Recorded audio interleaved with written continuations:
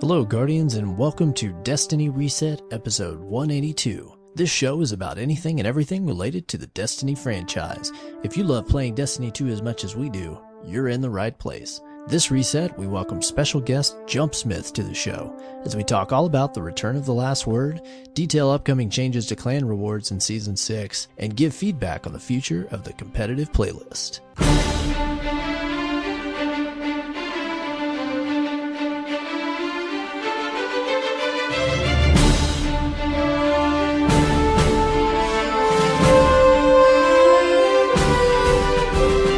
Hello, Guardians, and welcome.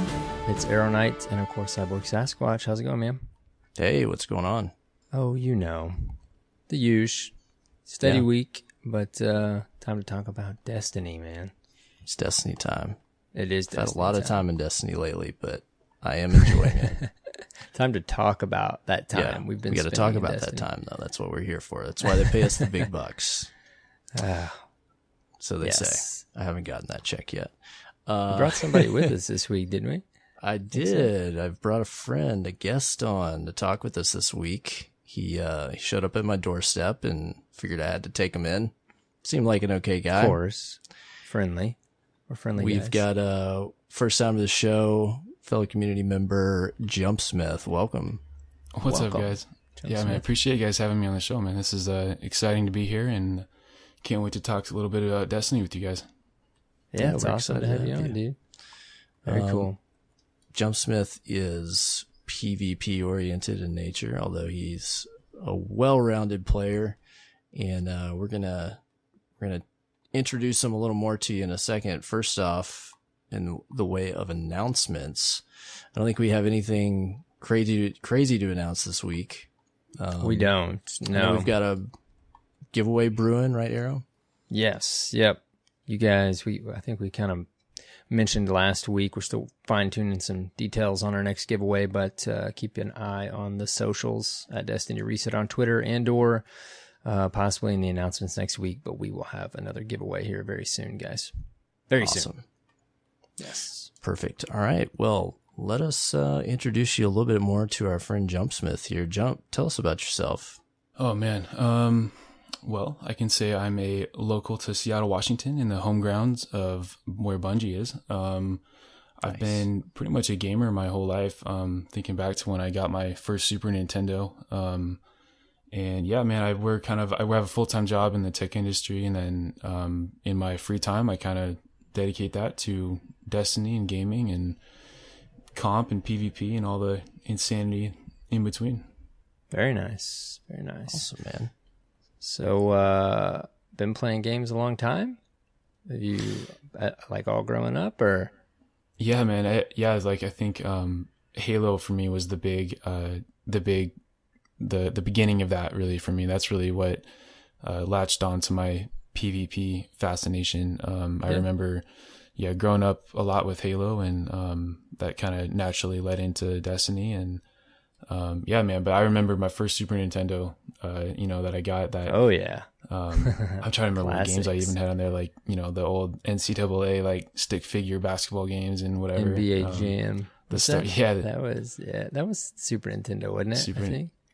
Maybe. Yeah, NBA Jam. Yeah. I think so, Nintendo. Yeah. Mm-hmm. Yeah. Of course, Mario. All those super obscure, like, games they had at that time, like Mario and random Star Wars games and stuff, but that's where it started, man.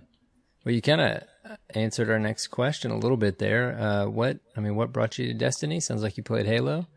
Yeah, man. So quick little story here of like kind of how I got into Halo and Destiny. I remember back when I think it was in 5th grade. I went over to like a friend's house for like a birthday party or something, and we had they had Halo playing in their living room. And then they had an Ethernet cord, thrown out the window, going down into their basement, and they had another TV with another Xbox down there. And it was like your quintessential like LAN party, like Halo upstairs versus downstairs kind of thing. And that like blew my mind. It was the first time I ever saw Halo, and I was like, this is the coolest thing. That's awesome. The 4v4, and like when it was finally my turn to get a controller, I'm sitting there and like trying to figure out like how to play this game, and it wasn't long at all before I really latched onto it and couldn't put it down. I kept wanting to, play in front of my friends on that like couch experience, and that led into, me getting my first Xbox and then really playing a lot of Halo, with Halo 2 starting, and then Halo 2 and 3 and, Reach. And then that was kind of the natural evolution into getting into Destiny because of Bungie. So as soon as we heard about, the next game they were coming out with when they left Microsoft, that was the big draw for me. And that's kind of the roots of how I got into Destiny. Very cool. Very cool. Yeah, that's, of course, we get that answer a lot. We kind of all are similar. I mean, we all kind of knew of Bungie in different levels. And it was pretty easy to get hyped after that first reveal trailer. Yeah, definitely. Yeah, absolutely. I remember the E3 trailer for Destiny 1, where you saw the Guardian drop in, transmatted down to their boots on the ground there, that eyes up Guardian space on the Cosmodrome, and just seeing what that universe was that they were creating was just so gripping. Like, I really was so curious about it. Like, it's going to have PvP, it's going to have some PvE, it's got this super like fantastical element of like being a Guardian. Like, that was just this really cool concept of, the first time I saw a hunter with a cape and the hand cannon, I was like, that is everything I've ever wanted in like a fantasy of a game. Like, it's such a cool thing. Like, so as soon as I saw that, man, that was like the icing on the cake for me. I was like, I don't even care what this game is. It could be just straight up PvE stuff. Like, it's Bungie. That fantasy looks cool. Like, I'm sold. Yep. How many years later now? All right. Still playing. Yep. Yeah, I think Bungie like definitely did something iconic with the space cowboy motif. Yeah. That's been touched on in different ways, but like for whatever reason it is that hunter is something that always grabbed people, Hunter and the hand cannon. Yep. And they had the Titan, which is what you expect. Like, the Titan's the heavy dude, like the Halo guy, right? Like, kind of what you expect a Titan to be, like a smash and grab kind of berserker type character, and that's expected. And then there's always like, there's like the usual like triumvirate, and you have like the rogue and the mage, but they kind of just did this cool space cowboys, space magic thing with Destiny that just kind of grabbed everybody, and a lot of people call back to that, Yep. Oh yeah. Still do. And having all the lore helps, right? Yeah. Absolutely. Absolutely. All the backstory to dive into. Great universe that they built. Yeah, absolutely. Well, how did you end up finding the Derp Fam?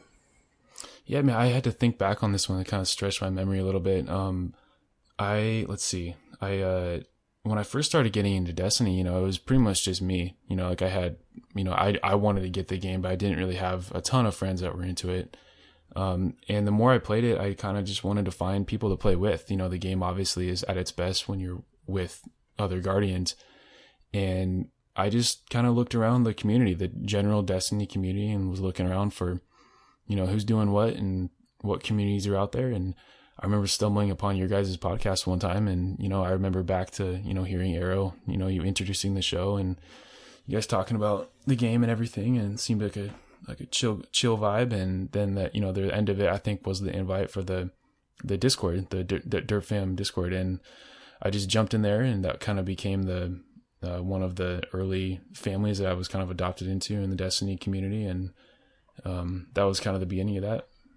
Yeah, that's awesome, man. We talk all the time on the show about being in the community and how great the Derp Fam is, and I don't know, I'm sure people, they hear it week in and week out. We don't like to drive it too much. Some people joining a community can be intimidating, or can make some people nervous, and we always promote people jumping in and even just lurking if they want to. But it's cool to have you on, finding the community, joining the community, and talking about it and your experience with it. And then on top of that, just in the last, probably 4 or 5 months, you're now a part of the Derp Fam team. You're a Derp Fam ambassador. So, that's really cool to have you in that role and basically helping build a community now as well. So if you want to talk about that a little bit, that role and how you've liked it the past few months. Yeah, absolutely. It's been a really fun experience, honestly, and genuinely, it's been really cool to be a part of this community. And I think one of the strengths of the Derp Fam is really the the theme of what I think Destiny is really going for, of just being very welcoming and supportive and, you know, friendly in a world where a lot of video games are, you know, in some ways toxic or in one way or another. And I think that it really just has a lot of welcoming vibes about it. And it's been a great experience to be able to be, you know, on the team that helps kind of support and, you know, directs that kind of culture. So it's been really fun. Yeah, man, being an ambassador with the other team of ambassadors that we have, and kind of the direction that we just try to take, you know, as far as being a influence on the rest of the community, you know, whether that's just the day-to-day discussions or, you know, planning at some, you know, events out, or, you know, whatever it is. It's been really fun just to be, you know, amongst other people that have the same, you know, ambitions of this game as a hobby, and as well as treating other people, you know, like human beings, right? Like, we're just all, you know, trying to have a good time playing this game. And I think that this community really hits that note perfectly, and that's what has always been, you know, an attraction of mine to it. Yeah, dude, that's what's awesome, is it's all about just making friends and having fun playing video games. And the Derp fam, I mean, the whole community is what keeps it awesome. Everybody's just excellent to each other, and it's cool to hear you talk about, you know, from the day of finding the community to the point you're at now. That's awesome. That's fantastic stuff. Very cool.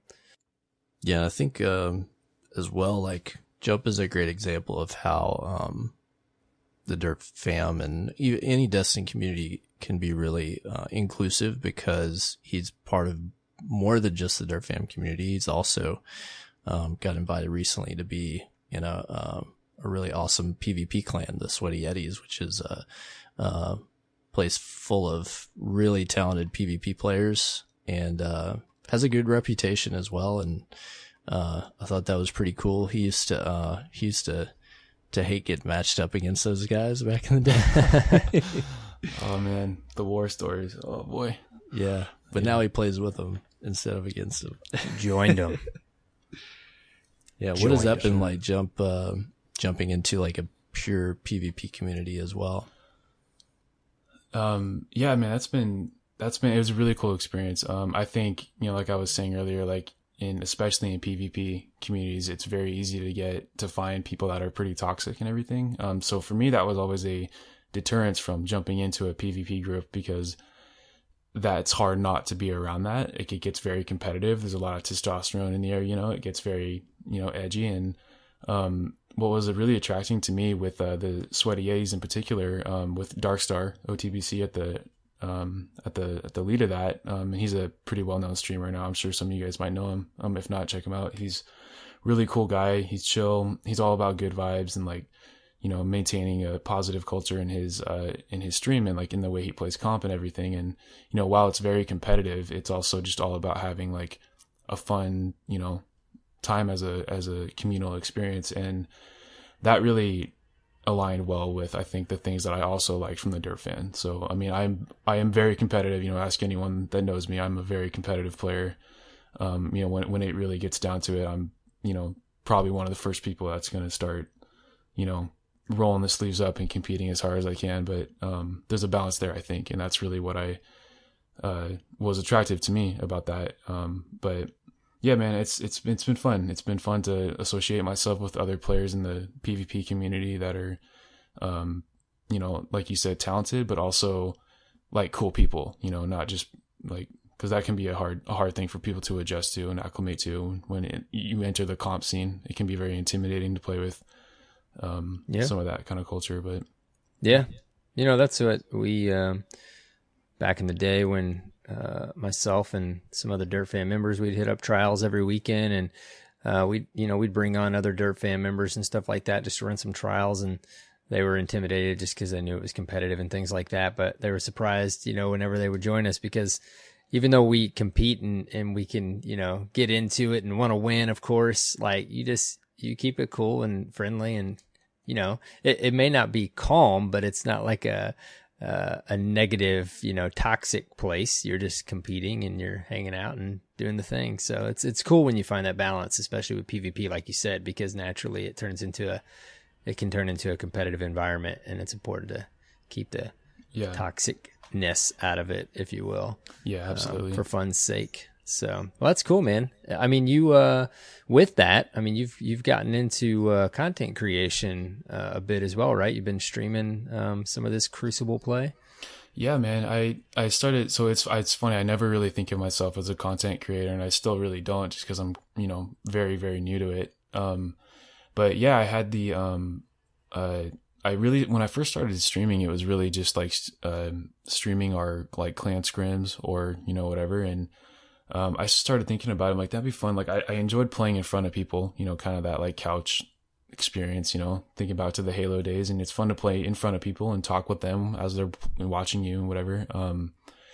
And I had this, I wanted to come up with something more interesting than just like, I'm going to, stream my scrims or stream us playing comp or, me and Quit Play, like that's a lot of people do that. And I just didn't feel like it was the most original thing that I could come up with. And, so I had this idea. I was like, what if I made an account, like a total novelty account? So fresh account, new gear, or no gear rather. And went straight into comp, solo queuing. And the catch here is that I would never leave the farm. So, you go through the first campaign mission where you go, or the second or third, and you go through the spark mission and you get your super. So as a hunter, you get your arc stuff. And then you land down at the farm, and the next quest step is to just kind of go talk to Hawthorne. And then some of us might remember, if you think back then, that Shax is also right there. So you can go talk to him, and he gives you a quest to basically go do 2 quick play games. And if you do that, then the next quest step is to do 2 comp games. So I thought that'd be really funny if it was possible to achieve a Luna's Howl by solo queuing while never leaving the farm. So I basically just dropped into the farm, went straight to the Crucible, straight into comp, with like my Traveler's Chosen sidearm and like a green auto rifle and like no gear, right? Like totally blank slate. And just soloed comp, with the intent of getting Luna's Howl. And, the only gear I could get was stuff from, the random drops after Crucible games and whatever I could turn in from Crucible tokens. And then a couple green weapons that I think Hawthorne was selling. So that was just like an interesting challenge to me. I was like, that's just like a totally novelty idea. It was pretty heavily inspired from, some other content creators. Some of you guys might know, Cami Cakes and Drewski. And I think they had a couple other friends they did it with, where they got Not Forgottens on level 20 accounts. I thought that was super cool. I didn't, quite have the fire team to go after something like that, but I thought it'd be cool to get Luna's Howl with, solo queuing comp, and hopefully that would be a little more entertaining to watch me, soloing comp with, a bunch of green armor and, like the best, like hand cannon I've got, on a good day was a Better Devils, because that's all I could get dropped from the Crucible. So, that's kind of how it started. I just kind of started to keep going with it. Had to be resourceful with the gear I had and everything. And, it was cool. It kind of drew more and more people in as I was streaming it. And, it culminated in, I remember the day I had like, the most viewers I had on my channel there. And I was on the last headshot kill with a hand cannon, and I got it. And, then I go back into the farm, and I'm literally just standing there in front of Shax and like with the quest step, like to go talk to him. And everyone's like, go to open. Like, can you get, because we weren't even sure, like, could you even get Luna's Howl at the farm? And so I open it up, and sure enough, it's sitting there, and I was like, yes. And like, I took a screenshot of that, and I'll have to tweet it back out again, because it was just it's funny because you got to think about it. You got to put 2 and 2 together and think about that you're acquiring the Luna's Howl from Shax, but he's not at the tower. And I think that was a lot of people, it kind of flew over their head if you looked at that screenshot, because that means you never did this story, which, so whatever, I'll let you guys food for thought, some shower thoughts there. Think about like what that kind of was like. But so anyway, that was kind of the long-winded way of like the beginning of what I've been streaming. And, since then I've just been kind of trying to think about what's an entertaining, stream content. It's fun for me and fun for people to watch. And I've been toying around with stuff like doing Rumble matches and then taking loadout dares from, my chat, like, only melees, or like, that was Cyborg jumped in my chat the other day, and he's like, just, you can only melee people in Rumble. I was like, oh man, like, can I use a throwing knife? Like, what are my limitations here? Like, what can I do? So, stuff like that, or like, running triple sniper, or, 2 sidearms, like stuff like that, just trying to make it fun and entertaining. Yeah, that's awesome, man. People love that stuff, dude. They also like to watch a seasoned, talented Crucible player as well, because, surprise people, sometimes they seem like they're surprised by it, but just, watching someone that dives in the Crucible a lot and has learned a lot themselves, you also in turn will learn a lot. And it helps too with someone like you who, talks to their viewers about skill and things to do and how you become better and stuff like that too. So it's always fun to watch people play the Crucible, man. Play in the Crucible and compete, especially with challenges like that, and see how you adjust to accomplish what you're trying to do. That's really cool. Very interesting. Yeah, absolutely. Yeah, I love watching other PvP players, on Twitch and stuff, and I think it's super fun. And I just was, I thought I might be able to contribute in some similar kind of way. And at the end of the day, I don't want to do it unless it's fun for me, and it's probably not going to be fun for my viewers if it's not fun for me. So yeah, taking it day by day here. I've only been doing it for maybe a week or two, so taking it in stride, man. Just trying to have some fun with it and make it entertaining. Yeah, that's fantastic. Very cool. All right. Well, I think it's time for the Derp lightning round. You ready for this? All right. Oh boy. Are you sure? Are you sure? What is your favorite Destiny class?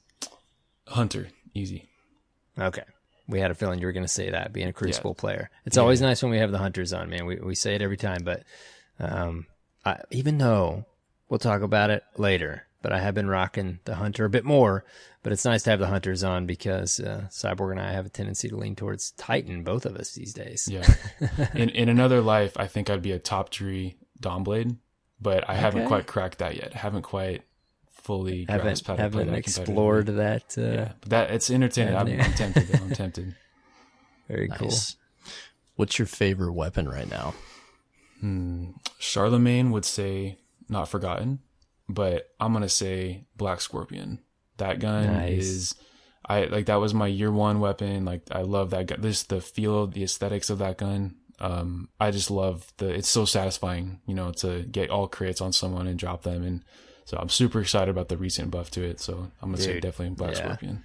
That's the gun I used in the D2 beta, man. And it took me like the full first year of Destiny 2 to get it to drop. Like, it took so long, I really started to think they took it out of the game.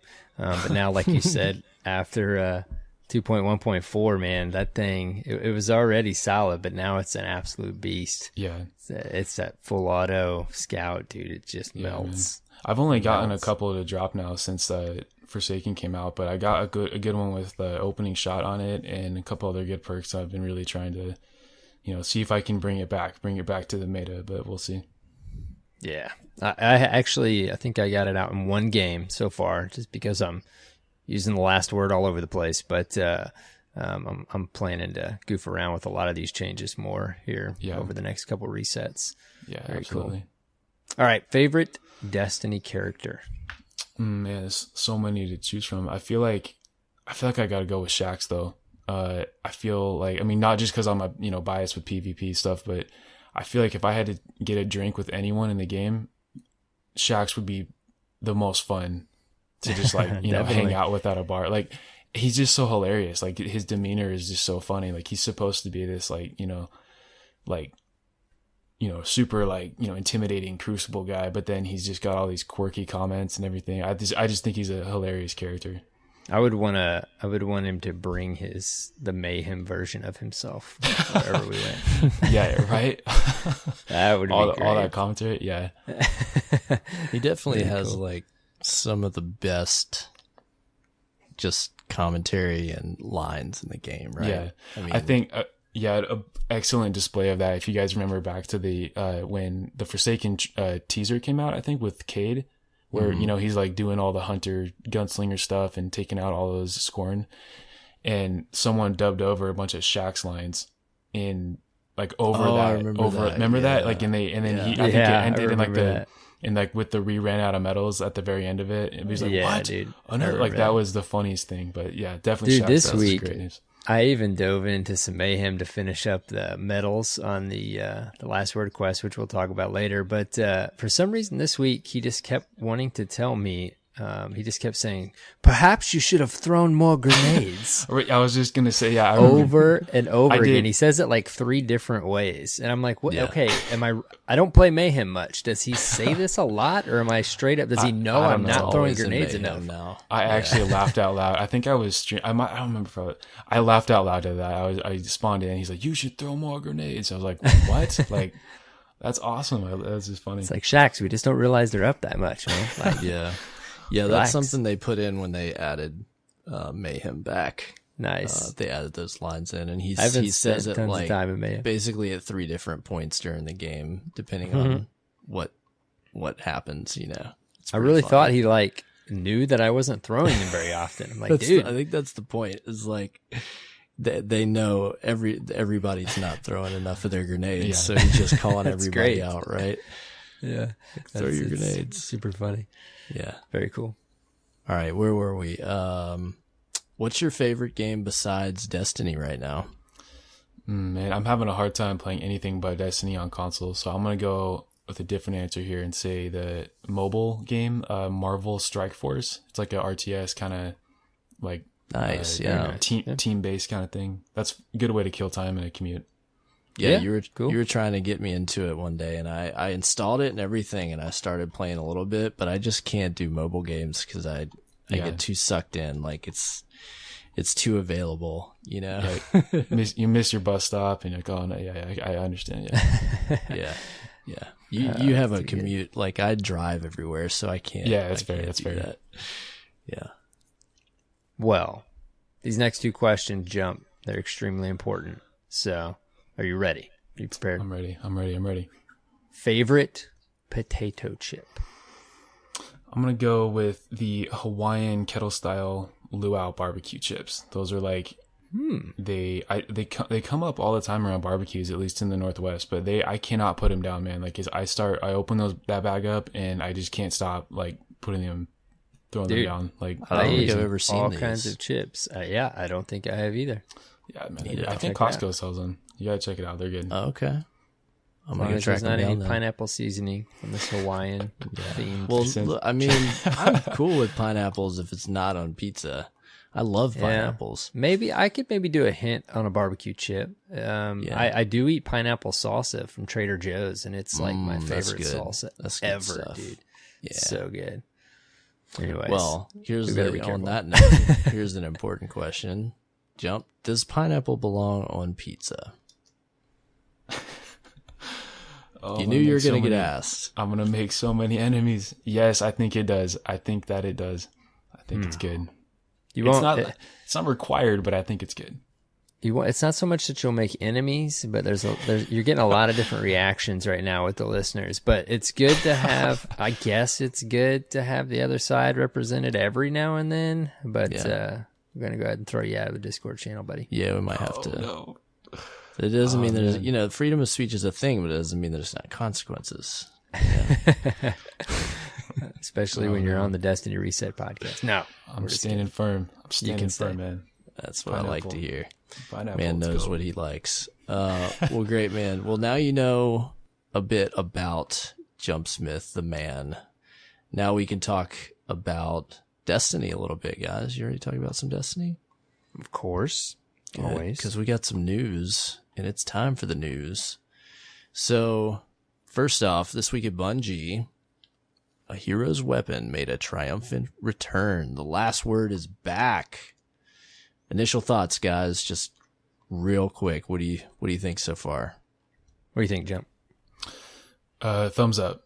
Definitely got a lot to unpack there, but I definitely love the way they delivered it and the way they designed it and brought it back. I'm super happy with it and having a lot of fun. Oh, yeah. I 100% agree. I didn't realize how much I missed this weapon, even though I did use it a lot in Destiny 1. But yeah, thumbs up from me as well. What about you, Cyborg? It's awesome. Yeah, so I've literally only got to use it for 2 quick play games where I was halfway pay attention because I was talking to somebody. But from my initial play so far, it seems like the last word. Like it feels pretty good. I've got to get used to the gun again. It's been a long time, since we've been able to pick up a last word. So I gotta brush up my gun skill, but I think it could be a fun addition to the Crucible for sure. Yes. So, oh yeah. So we're going to talk more about the last word soon here, but in the meantime, also worth mentioning that if you pay attention to the Bungie Rewards program, when you earn the last word, you also have the opportunity to purchase.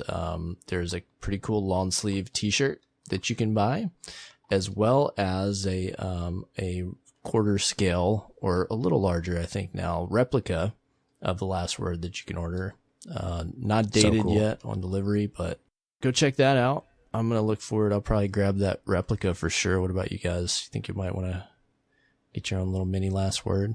I think so. I think I might have to. Yeah. Maybe. Considering that I gave away the code for my Luna's replica, maybe That's true. not.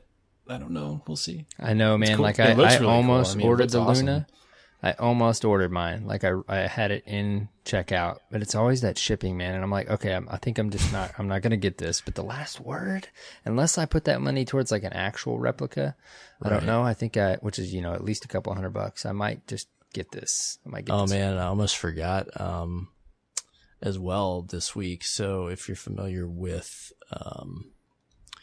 Impact Props, well, they just had a name change. They're now known, well, the two guys that ran Impact Props have split up and are doing two different things now, but at least the prop replica side is now known as, I believe, Aurum. But it's the same Twitter handle, and they have some last word replicas for sale now. They're beautiful and perfect and expensive.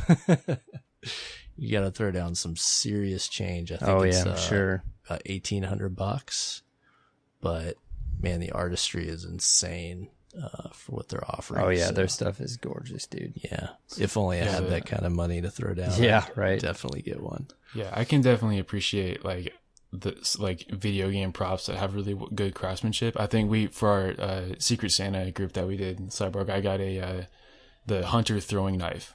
Yeah, I can't remember the name of the Petra's. Wasn't it Petra's? Was it Petra's? Knife? Yeah, I don't. Yeah, sorry, Petra's knife. Yeah, but that holding that thing, I was like, dude, this is so. I'm like actually holding like the knife. Like it looks just something like it from feels the like game. The genuine leather. So I can definitely have an appreciation for like well done replicas like that. They're cool. Yeah, pretty cool. Also worth mentioning a new change this week. The Whisper of the Worm quest is now available every day from any Lost Oasis public event. So you don't have to wait till the weekend anymore if you want to jump in and tackle that. You can do it any day of the week that you like. I think this is a good change for something that was limited time. I know that we even had somebody pretty quick, tweet and ask what we thought about Shattered Throne and that getting the same treatment. I think, I'm interested to see what you guys think about this, but I think Shattered Throne's a little bit different, seeing that it has some story elements that kind of involve why it's, every third week with the full curse and stuff. But my opinion is, maybe when that story wraps up or however that's going to play out, it would be nice to have that available anytime we want, right?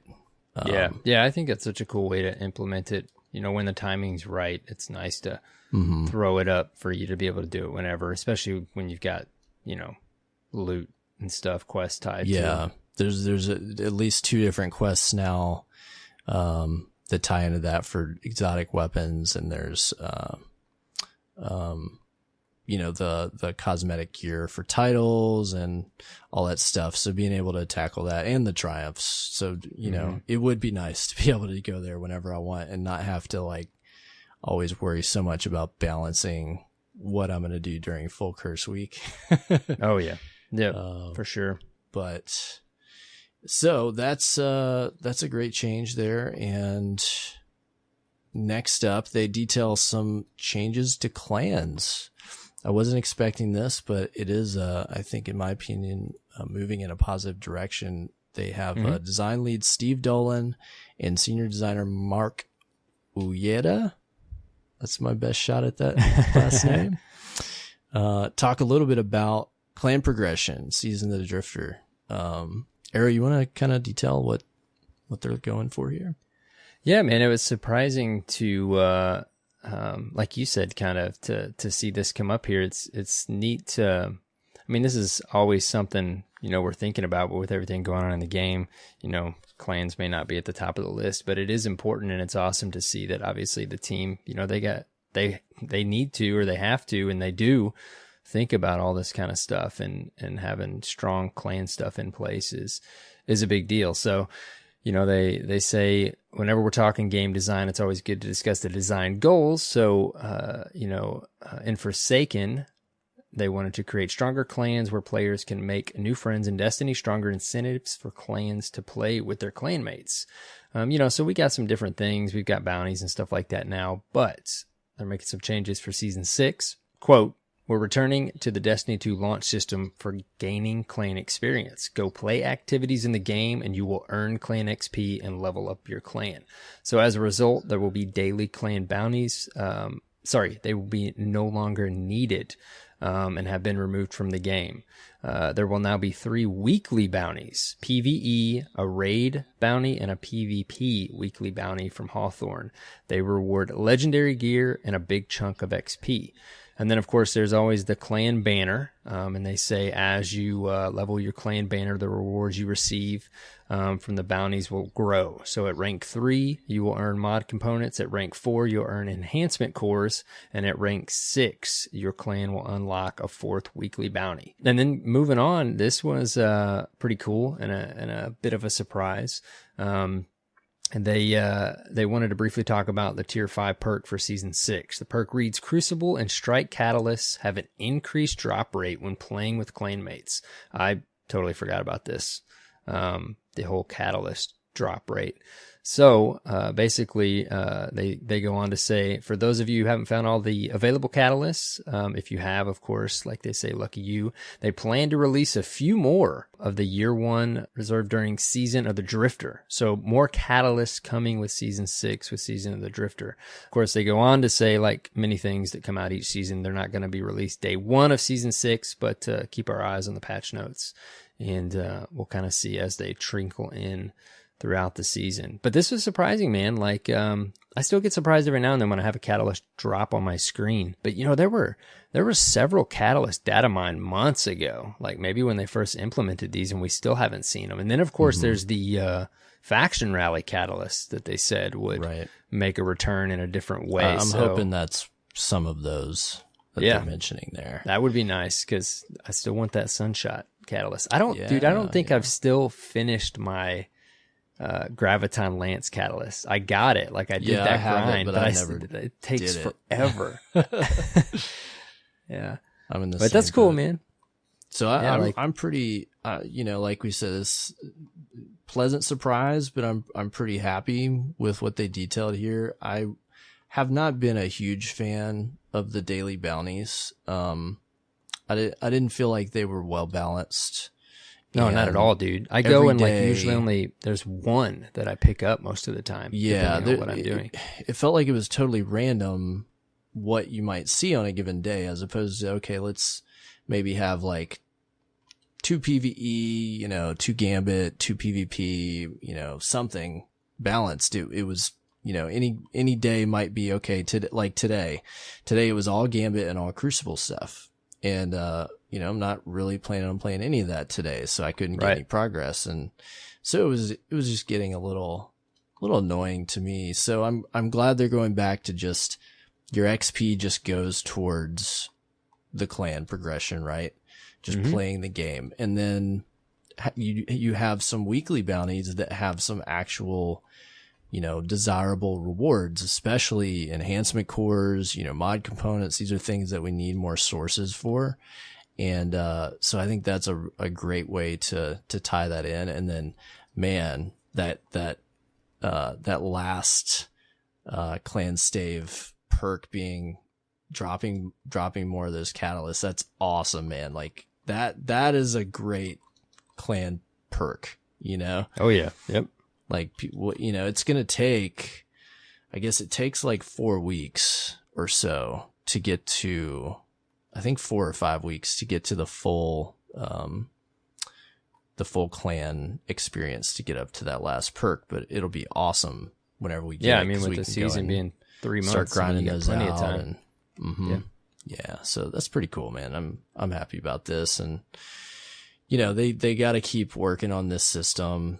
The clan system has not been perfect yet. You know, it's something that they've been working on over the whole of Destiny 2 to make it something that's interesting and is actually beneficial for the clans and everything. So, I think this is a step in the right direction. What do you think, Jump? What do you think about this? I really like the change of broadening the requirement to get clan XP, because I think like this immediately makes me like relieved in a way that I'm not forced to play a certain way for at least that particular stuff. Because with the Black Armory, and even if you just gather all the daily bounties for things like, you know, the Vanguard stuff and the Crucible ones, even the Eververse too, there's a lot of like weird requirements of like, you need to use, you know, like sword kills and like void sword kills and strikes. So I'm like, okay, well, like fine, yeah, I'll go do that. But then like there's sometimes like it clashes with like the clan bounty, where it's like, well, I can't really get killed 2 birds with 1 stone here. So I like that it's just a more general approach. Like, you know, here's just, you know, go play the game, you'll get clan XP, and then that gives you a little more breathing room to optimize. Like, you know, when you go do a strike or a Crucible game, you can, you know, knock out 2 or 3 bounties. You don't have to go do, you know, 2 strikes, because then you got to change your loadout for the next one to get the other things done. So I like this change a lot. It's definitely good. Yeah. Yeah, and it'll be interesting to see what those weekly, they mentioned there's going to be a PvE, a raid, and a PvP weekly bounty and these are things that you have to do with your clanmates. So I think it'll be interesting to see what those are. Cause it'll be like one thing, you know? So is that going to be like, is the raid going to be the typical, like the raid challenge? And if so, like what are the PvE and PvP ones going to be, and how lengthy or how requiring are they going to be? And they could be fun, you know, just having one will probably make it more likely like, hey guys, let's go knock out the weekly bounty for PvP. Like, let's grab a few of us, let's go do it. And it'll be easier to get everybody on the same page, because my other complaint with the daily bounties is a lot of them were like, there was always the omnipresent, you know, go do EP with your clanmates. Well, it's hard to rope people into that don't need it for something else, right? Like there's so many objectives people have. So I think it'll make it easier for you to get clanmates on the same page to go do stuff this way when it's more focused. Yeah. I just was surprised, and I like that they are thinking about it, right? I mean, there's so much going on. It's baffling, all the different things I have to think about. And they're definitely, you know, obviously they know, put some time into the clan structure and stuff like that, because that is a big part of the game. For sure. It's cool to see. All right, I'm going to try to cruise through some of the rest of this news. We got a lot to talk about this week. Another change, they talked last week about changes to powerful rewards and bounties from season to season. So it looks like they've come up with their solution for ethereal keys from the Last Wish raid. So their solution is going to be there's going to be a maximum stack size of 5 ethereal keys that starts next season. So if you currently have a stockpile, they mentioned make sure you turn them in before the end of the season, as any keys over the cap of 5 will be removed. So essentially you'll at the very least be able to do the same thing, it seems, in terms of turning them in, but you'll only be able to do it with 5 keys. So it will at least limit the reward that you can get. So you're not going to be able to stack like 20 of these bad boys and then just power up, right, from chests. And then they continue Iron Banner bounties from Season of the Forge will expire and be removed from player inventory. And they mention Iron Banner bounties are being refreshed for Season 6 with new objectives, which we will speak to closer to Season of the Drifter. Interesting. Yep.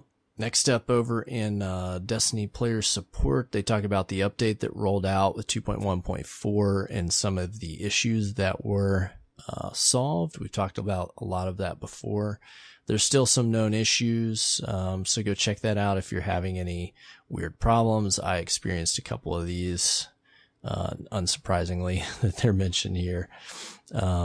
We can talk a little bit for a few minutes about the update here, but first off, got to give a shout out to our buddy Bones over at Crucible Radio for getting his Riot Montage movie of the week. Congrats, man. Go check this thing out.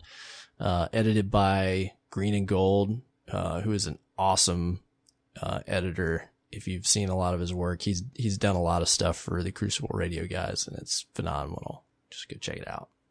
Yeah, it's very cool. I saw him tweet out after the TWAB last week. He was like, well, since it didn't get picked, let's watch it again anyways. And then I saw it in there this week. I'm like, that's funny. Yeah, I'm glad to see he got recognized there. And then there's another cool montage of What's Up Danger that's worth checking out too. So next week they promise they're going to mention info on Crimson Days and an upcoming Bungie bounty. So we've got that to look forward to. Let's talk for a second about 2.1.4, guys. Of course, there's a ton of stuff that got changed here across supers and abilities, weapons, you name it. This is definitely a big sandbox update. So I think it's probably smart if we just kind of stick to some of the more notable changes, that occurred. So what do you guys like, just right off the bat, like what's been your favorite or most interesting change to the sandbox that you've seen so far?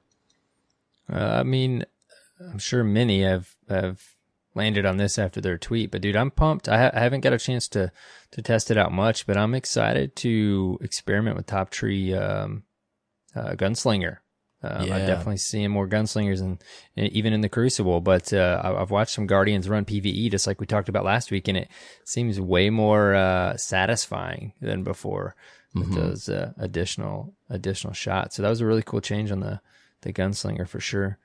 Yeah, so Gunslinger now, that Top Tree, when you get a kill, you for up to your 6-shot max, you can refund that bit of your super by getting a kill. So you can get up to, I guess, 12 kills.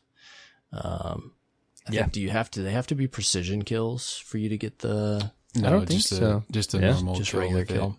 Yeah. You can definitely make it pretty useful in PvE and PvP. Yeah, it's not bad in PvP. I tested most of all the hunter changes. One that I think is really got a lot of potential with it, and I was actually Bottom Tree Golden Gun.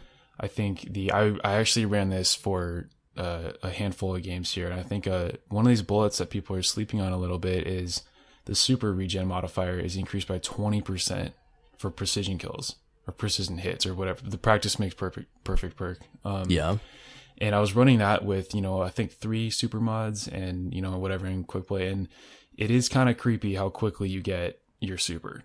I don't really think that the class itself is necessarily like the most meta subclass to be running as a hunter. But in the, speaking now, from a competitive setting, if you're the first one to your super, that can change the whole entire game. So I wouldn't be surprised if we start seeing more Bottom Tree Golden Guns coming out of nowhere, at least in the comp setting. Cause it is seriously crazy how quickly you get your super back, or super regenerated with those precision kills. Yeah. I just kind of skimmed over that one myself. That's cool. Especially if you run remote connect, what I was doing was sniping with remote connection on my helmet and 3 super mods plus the practice makes perfect. Man. It was crazy how quickly I was getting my golden gun. Yeah, I could see that. And then you can make orbs for your team. So any comp setting, I'm really excited to try that out. I think it might be pretty viable. Another cool change as well was that they increased damage to bosses by 40% with the Golden Gun Super for both 6-shooter and Celestial Nighthawk, which is pretty significant. Yeah. Like we were saying it last night, I did a full 1,000,000 damage in Scorch. And I'm interested to see raw numbers, because even before that change, if you're on the final Scourge boss, if you have your buffs right and you're in a Well of Radiance, it would do max damage, 9999999, because that's all I could display. So we don't even know how much they were doing, but we did some pretty good DPS with our goldies. You know, we got it done 2 phases, I think, on that last run easily. So, I'd like to see a breakdown. I'm sure some, you know, Datto and Fallout and people are seeing what the numbers are. Like, I think their goal is probably to push it up and make it competitive versus, you know, Blades were really working out to be, you know, what most people were running unless you had to do precision damage specifically.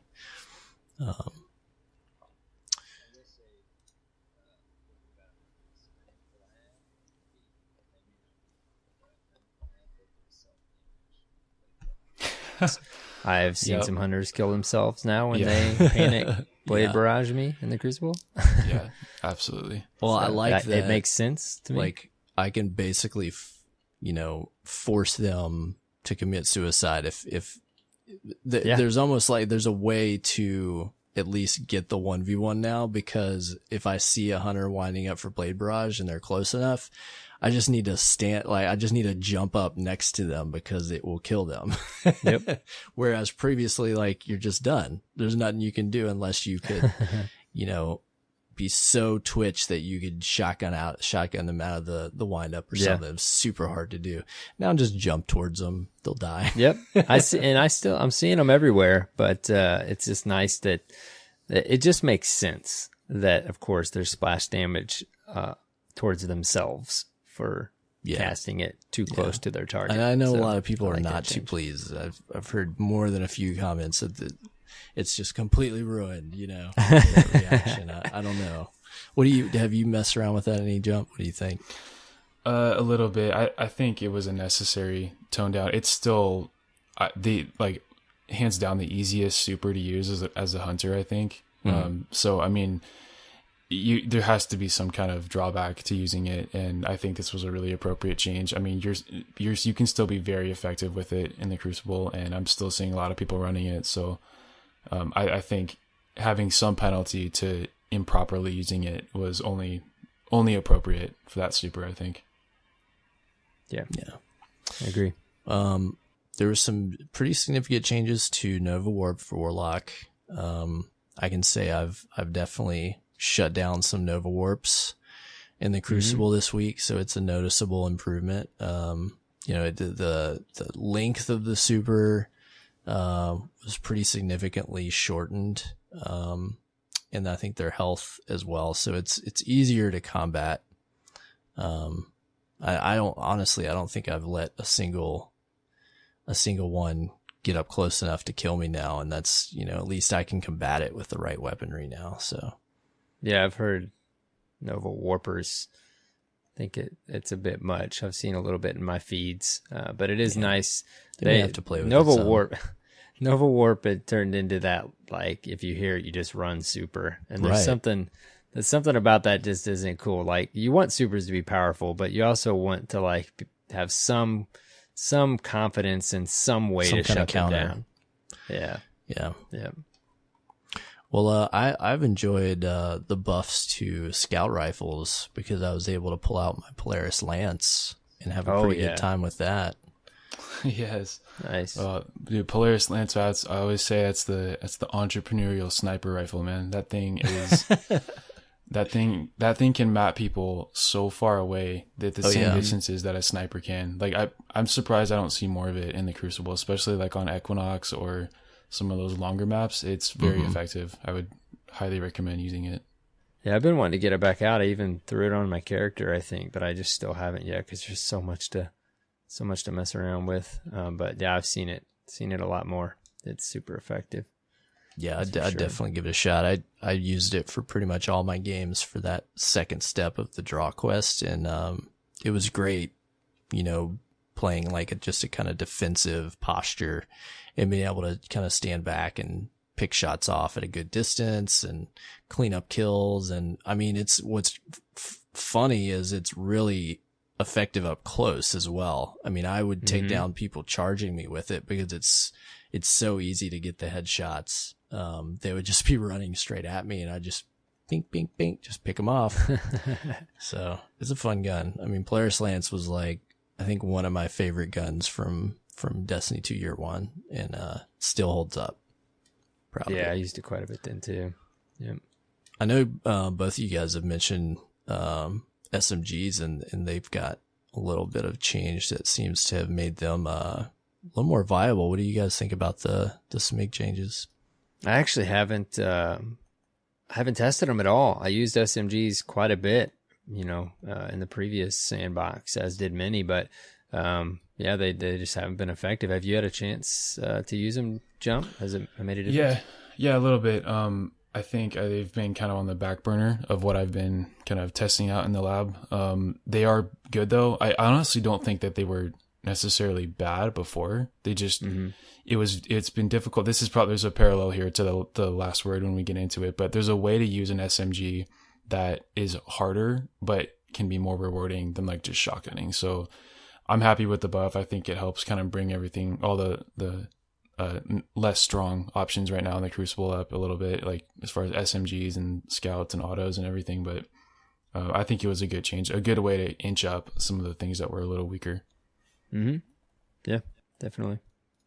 Any other big changes that you guys found? What about the Crucible heavy changes? What do you guys think about that? Oh, dude. Yeah, I did play a couple comp matches this week, and not a ton, but I took Last Word in there, and I went on a 4, 5, 6 game solo streak. But that change was probably what I was one of my favorite things in these patch notes, one of the things I was most excited about.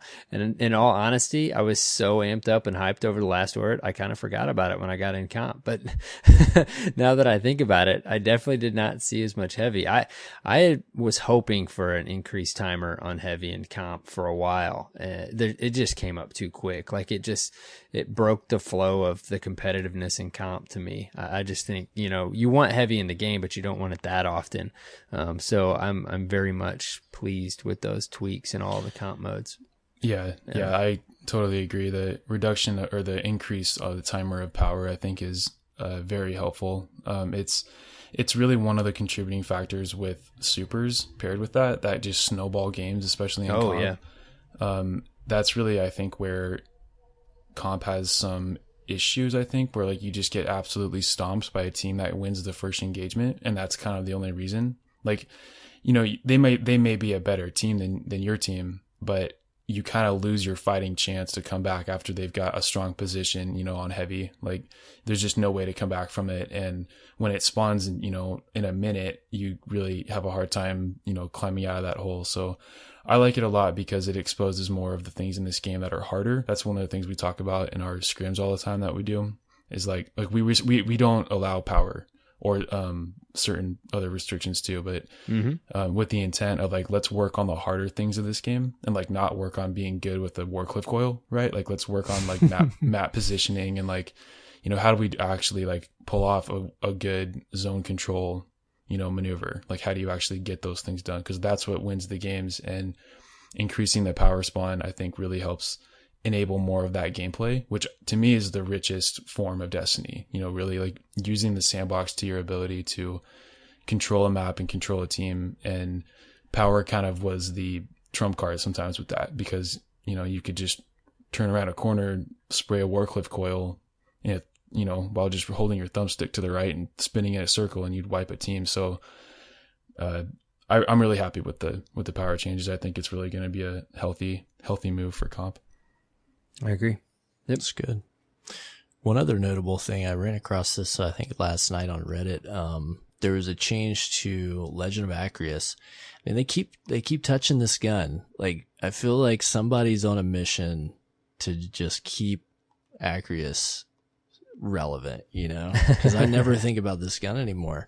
I forgot about it, man. Yeah, and there was a range boost by 0.5 meter, but more notably, there's a PvE damage increase by 50%, which is pretty large. So I found a post on Reddit. Somebody went and they did the data, the math, like theoretically, what can it do?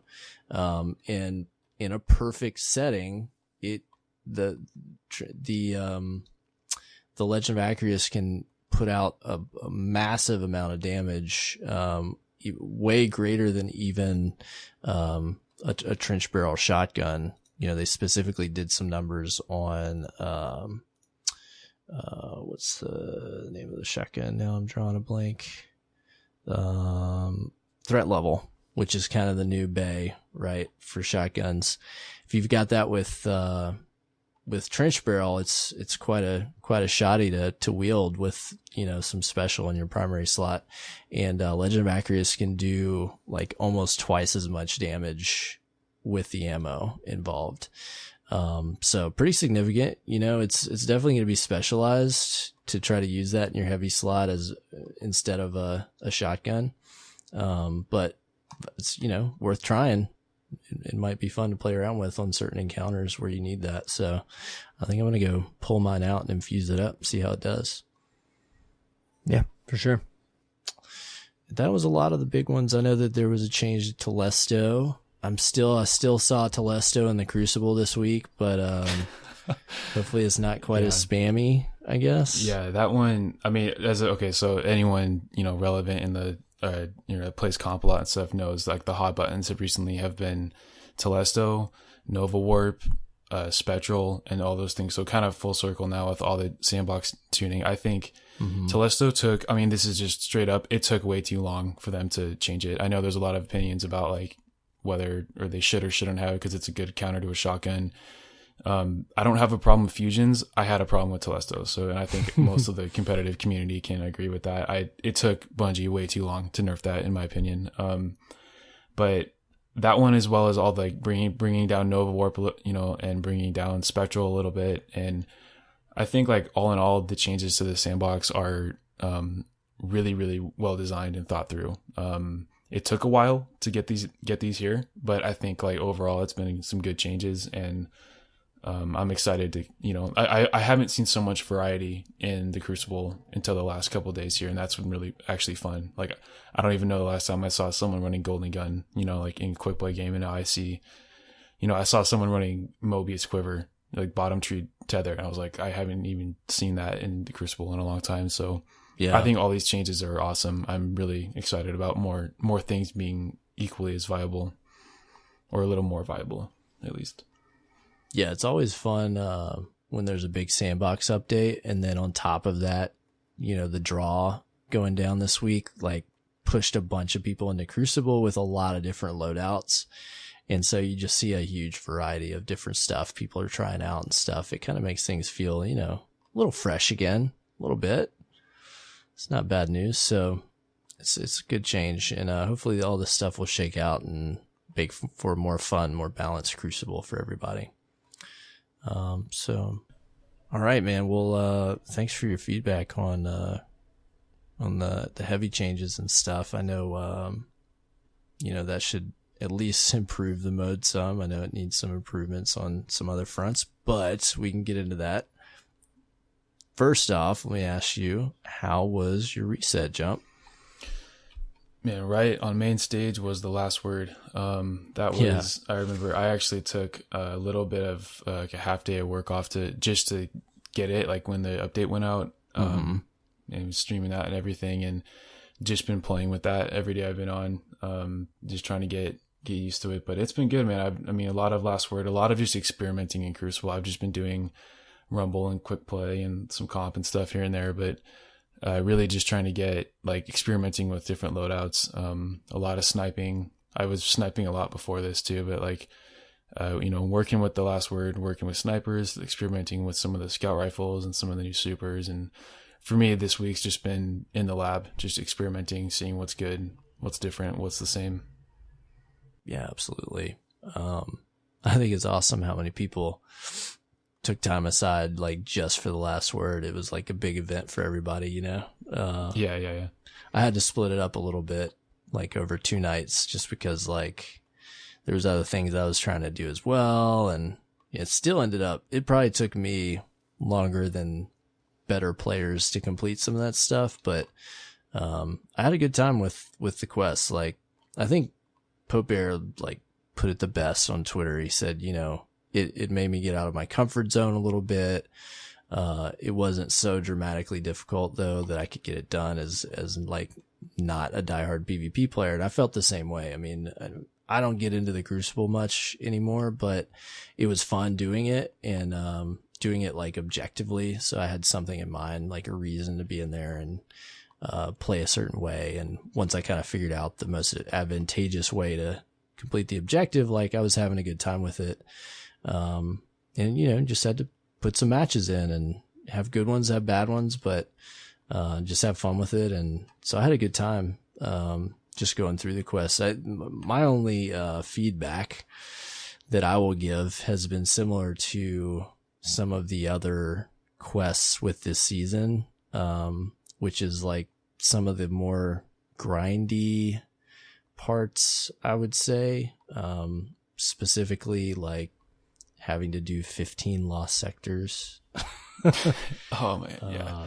Stuff like that. And then another objective where you have to wait for public events of a certain kind or RNG based, you know, stuff that you can't do anything but just wait around for just gets a little frustrating and monotonous, and it feels like filler, you know? Yeah, I totally agree.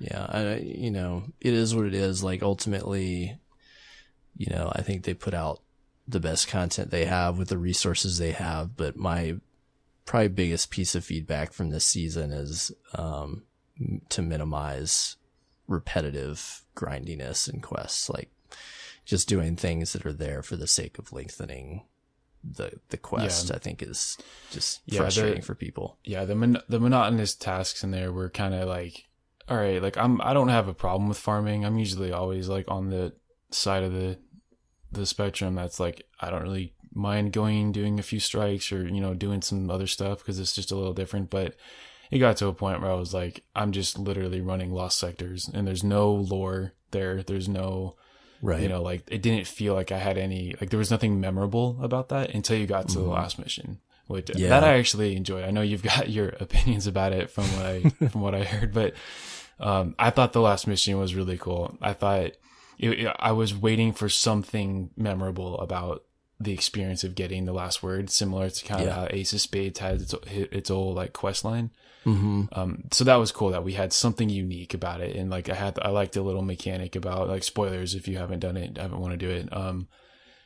The mechanic of like, you know, how you get to shoot the guy's gun and there's actually like a draw mechanic, like literally a draw as part of the final step there. So I thought it was cool.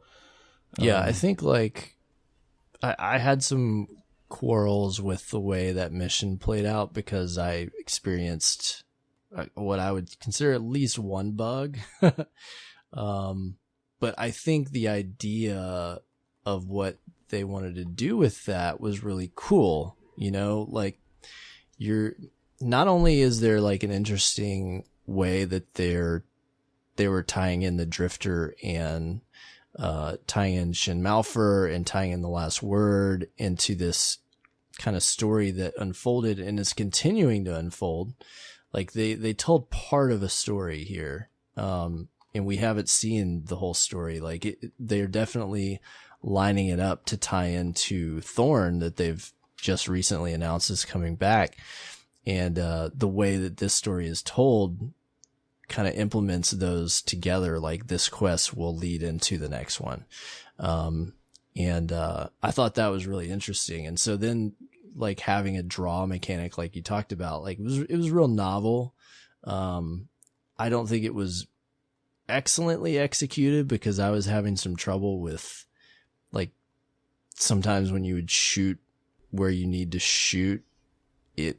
It came back as immune when I'm definitely hitting like the highlighted portion, and that would be frustrating because it would introduce a fail state. And I think that I have a real problem with any mechanic in a game that just literally, like, if you fail this one twitch mechanic, you're dead. Like, you fail. I immediately think about Spire of Stars and throwing that ball and how many times I had to take a 5-minute break because we couldn't figure out how to throw that ball at the right. Those finicky mechanics are super all over. Those kinds of things can be really frustrating, and I think usually Bungie Destiny and Bungie games don't have mechanics like that. And I think, you're asking for frustration when you kind of hinge things on one moment. Right. Right. So I wasn't like a huge fan of that, but I think the idea was really cool. It was novel. It was different. It's definitely memorable.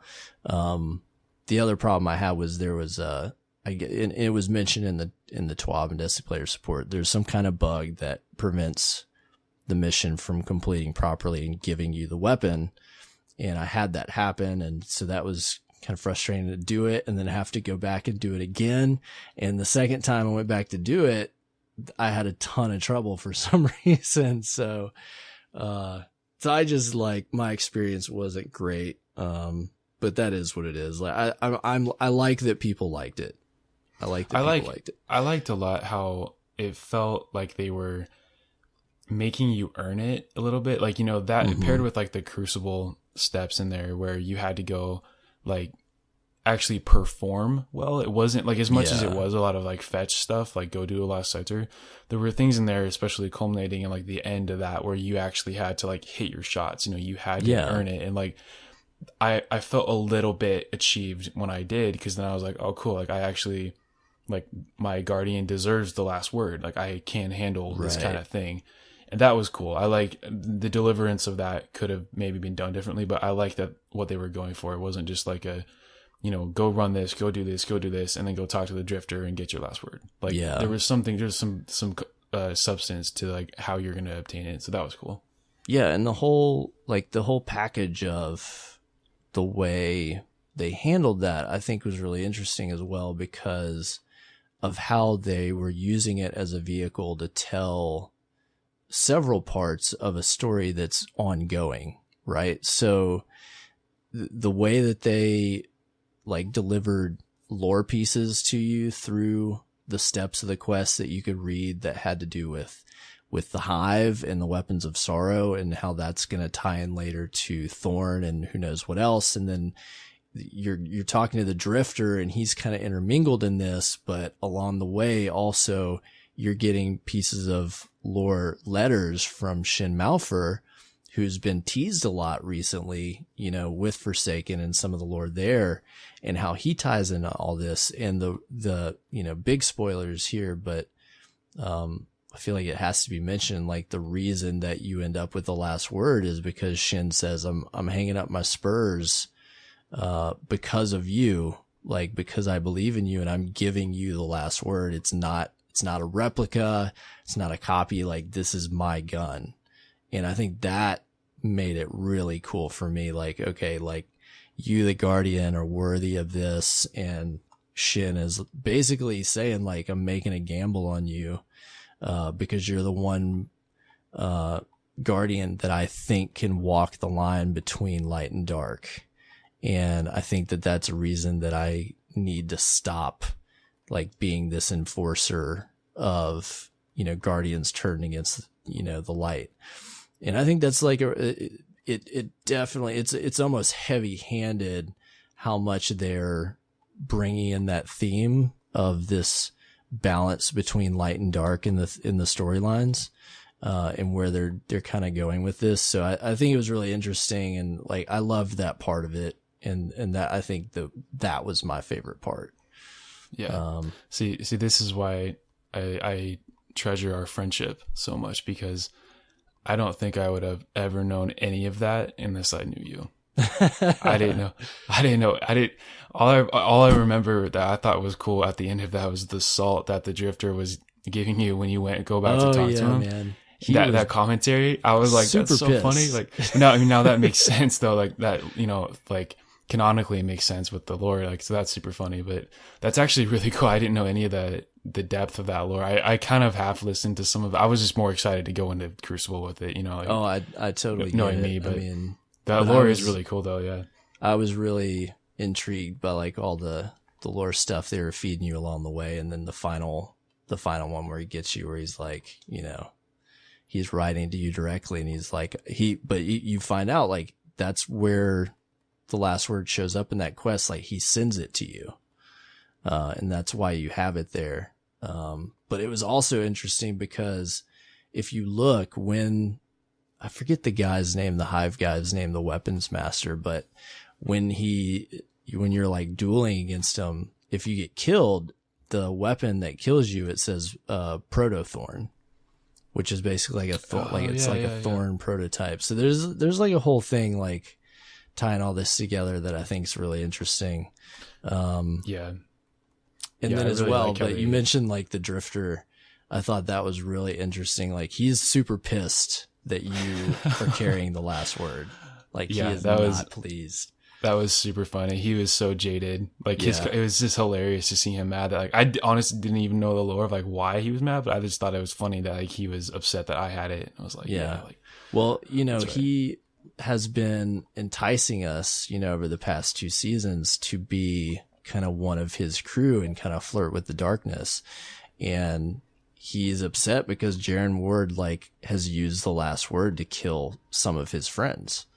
And so now you're carrying it and he's like, oh, so you're going to play both sides now. All right, punk, and he really means that. Yeah. I'm really excited about how they delivered all that. I love too how it's like a stepping stone to Thorn, and they even tease that with the every hero has a villain or needs right.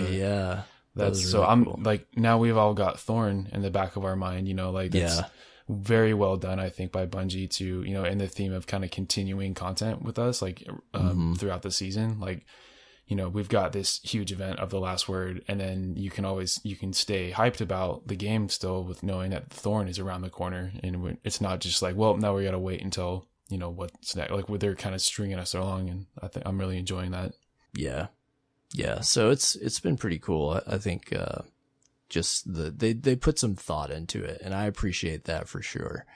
How they, are not only like delivering a really cool weapon. So like folks that really love what the last word weapon was, and, they're interested in PvP, like they get that. But then there's the other side of, okay, they're tying it thematically into a story, and it's well-rounded, I think. So I enjoyed that a lot.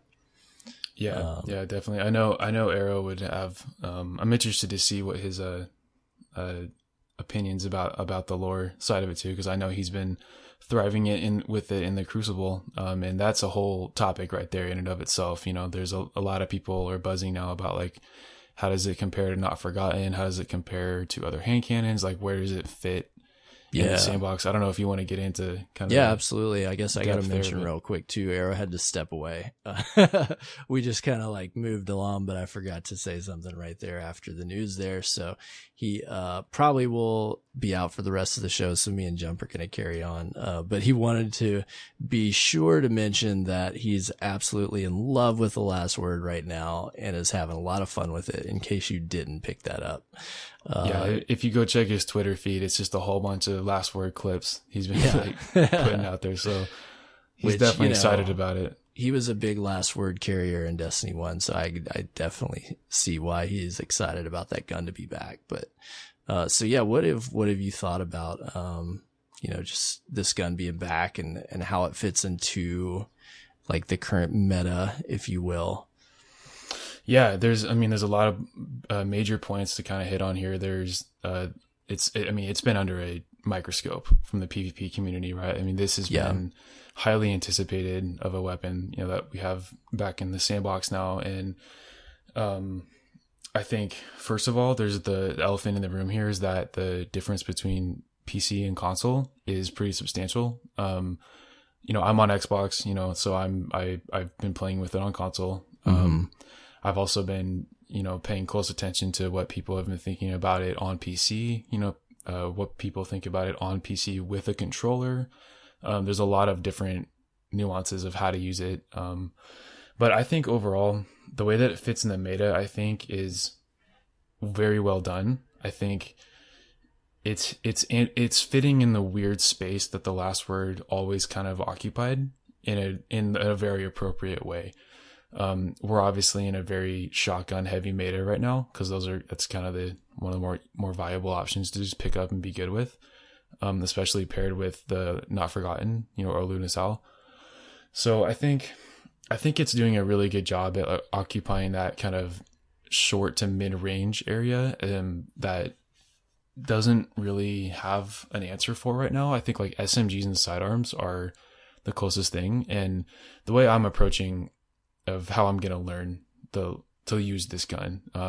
First of all, I'm, telling myself like that there's a learning curve with this, right? Like, and I think everyone should be thinking about that too. Like, we're not just going to throw the gun on and then go, tear it up in Crucible. There's definitely a learning curve to how to use this thing, because it's not overpowered, and that's a great thing. They didn't just give us like an this overpowered isn't meta. like Destiny 1 Year 1 Last Word that was 0.4 of a second time to kill or whatever, like, Right. Yeah, exactly. Yeah. Like, it's everything about it, I think, is, I'm very happy with it personally. I guess like I can just speak to my own opinion about it, but I think the gun is incredible at covering that short to mid-range distance that hand cannons kind of extend past that really well, especially like a Not Forgotten. Like, you can like, here, I'm just going to kind of get into the topic I was thinking about, how to explain this. Like, effectively, there's two ways to push in Crucible, I think. This is something that me and my friends talk about all the time in comp. Like, you can push with your gun and you can push with your body. And pushing with your body is something, like, most easily understandable by explaining how shotgunning works, right? Like, you literally have to push with your body to get a shotgun kill. Yeah. The other side of that is pushing with your gun. And like, this would be on the other end of the spectrum, like a sniper. You can be across the map, but you can still hold a lane and you can keep someone from popping out in that lane. Something like a hand cannon, like a Not Forgotten, you can still hold and push with your gun, because you can be like on a, like, for example, on Distant Shore, you can be on elbow and you can be looking up into Shrine, and you can just kind of sit there and hold that lane. You're basically pushing with your gun, not your body. The Last Word is an interesting middle ground here, because it can you can kind of push with it with your body, but you can also push with the gun itself. Like, it's this interesting that's hybrid a really good of a way weapon. to think about it. This is why it paired so well with the sniper in D1, was because it let you occupy that middle space that, like, a shotgun doesn't have the range for. A sniper has too much range for. Hand cannons usually do fit that space, but in a shotgun heavy meta, a Not Forgotten kind of struggles when you're pairing that with a sniper, because, like, I've been sniping a lot recently in comp, even before The Last Word came out, just because I enjoy it. And, I was having a hard time in certain circumstances getting rushed by a shotgunner. Like, I started to actually get good at using the Not Forgotten as like a sidearm, like, getting up in the air, kind of peppering them down, landing enough crits. Like, sometimes it would work. A lot of the times it wouldn't, just because of how strong shotguns are right now. But I've been able to actually pull off some plays now with The Last Word where I can get that shotgunner baited around a corner and get into a position where I can immediately kind of counter their push, because they have to get with me. They're pushing with their body. They have to get close with me to actually finish that play off. With The Last Word, I'm able to much more effectively kind of counter that play than I could with something like a Not Forgotten, because that gun shines in the play style of pushing with your gun, because of the way that Magnificent How works and 3-tapping and all that. So The Last Word really just is giving you the flexibility, I think, to play in a more aerial play style. But I think what people are struggling with right now is that on console, at least, it doesn't have the same, like, it's hard to land the shots sometimes, I think, is what people are starting to realize. There's a couple moments where you hit all those shots and you hit a bunch of them and you even maybe land a couple crits and you're like, oh, this is amazing. And then for the next couple minutes, you kind of struggle, because it's like you couldn't get that to happen again. And I think that's where the learning curve will come in. And that's why, the more time I spend with it, I think I'm going to get better and better with it and be able to, control a particular distance around me while I'm sniping. So, long-winded way of saying that I think it really does occupy a perfect space in the sandbox that we have right now. I think it's just going to take a little bit of time for people to adapt to it and learn it and, climb that learning curve and spend some time with it. But so that's at least on console. I know on PC, it's at least a little bit more well received right off the bat. It's, I think, a little bit easier just to land the shots with on mouse and keyboard. Yeah. But I honestly do see it being a viable option, you know, in high level competitive play. I think it's going to take a little bit of time. I don't think it's going to just, you know, shake up the meta so much that we're not going to see a lot of shotguns and hand cannons still. I think that's still going to be the meta. But I think that this just gives us another tool for someone that is committed to sniping, or, you know, committed to a different style of play to, you know, have that in their toolkit. Like right now, my personal goal is to be able to run sniper with the last word, but then also be able to switch to like a, you know, shotgun loadout, even mid game, you know, and be able to have more versatility with like how I'm playing with it. So, I've got a lot of thoughts on it. I'm still trying to kind of take it day by day and, you know, like see how effective I can really be with it. But those are kind of a lot of my, you know, word vomit thoughts about where it is today and where it's going. But I think I'm really happy with it. Some great thoughts on how to think about it. I think, to me, the last word always shined in situations where you wanted to control the immediate space around you, right? Like in areas where you're getting pushed, and like you said, you know, somebody's pushing you with their body, you know, and you can anticipate that. Like I saw that happening to myself. I saw it happening to other people when I was playing, doing the quest for it, and I didn't have it yet. And, you know, last word was always a great opportunity to counter shotgun rushers, because if you know, you're prepared and you understand your space and you're not getting taken off guard, you know, if you're good with a gun, you can take them out before they can get close enough.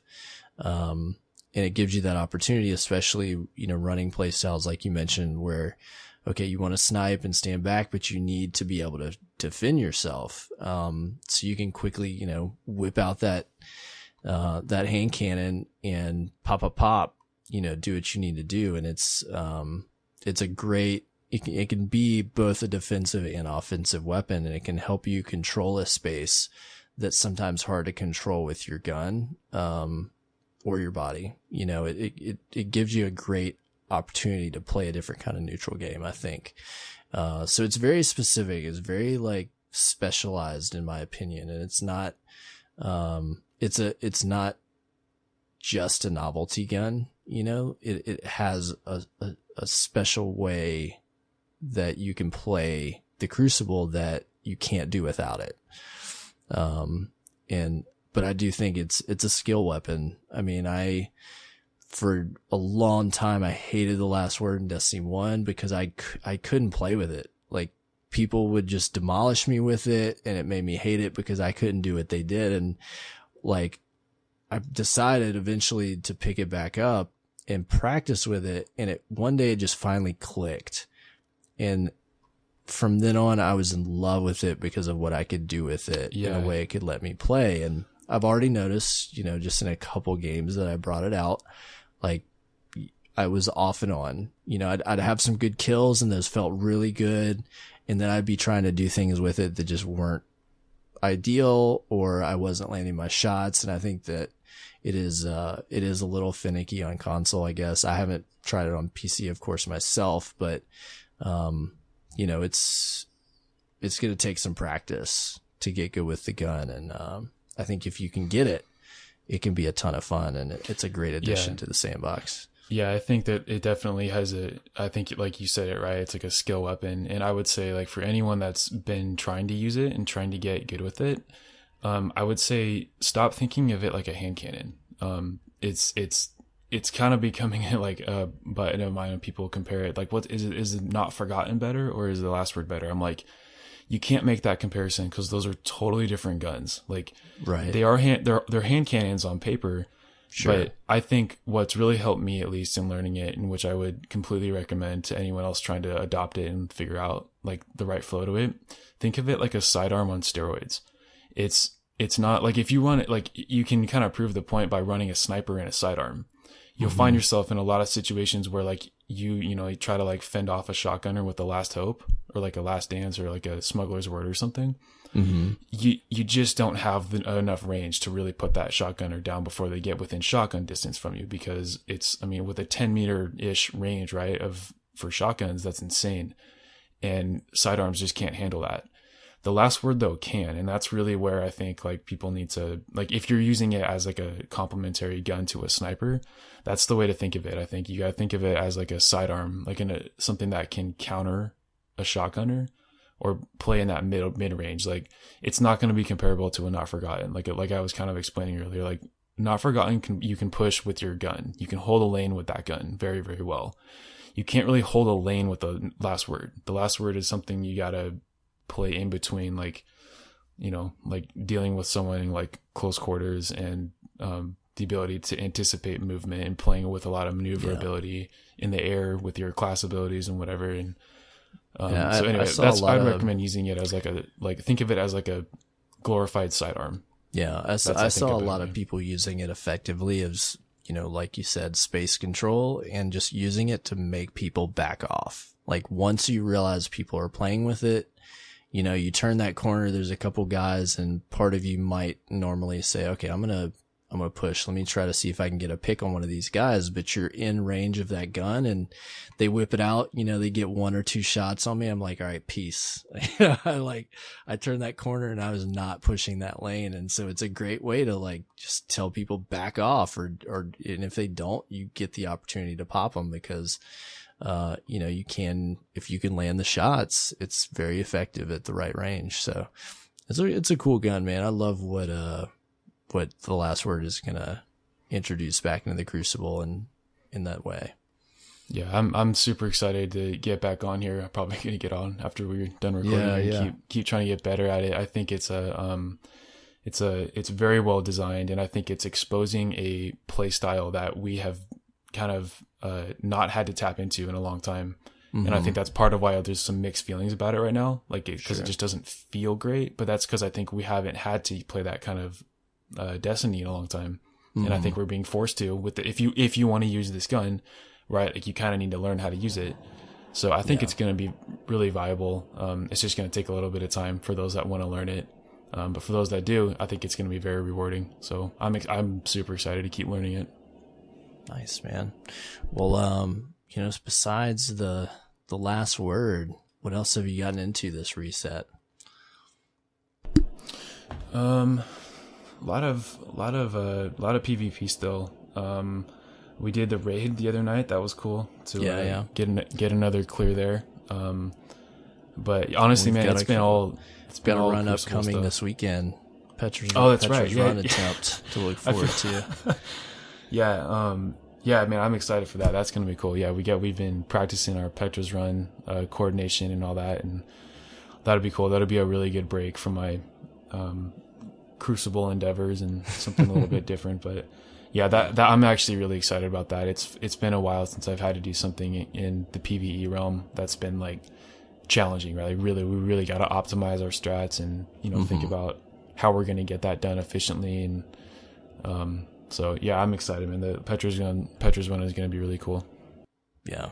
What do you think about, so, you know, you have mentioned several times over the show, you spend a good amount of time in comp. Now, I'm not a competitive PvP player as much as you entice me off and be like, jump in there, man. Let's do it. Let's get you your Lunas. Let's get your Lunas, dude. You've got me on the edge. But, you know, I know that there's a lot of talk in the community always about what's going on in that scene, you know, the health of the playlist. And there's been a lot of changes recently, outside of the sandbox stuff that happened this week. What are your thoughts been on the competitive scene in Destiny? Oh man, I know that's a big loaded question, right? Yeah, let me reserve the next 3 hours.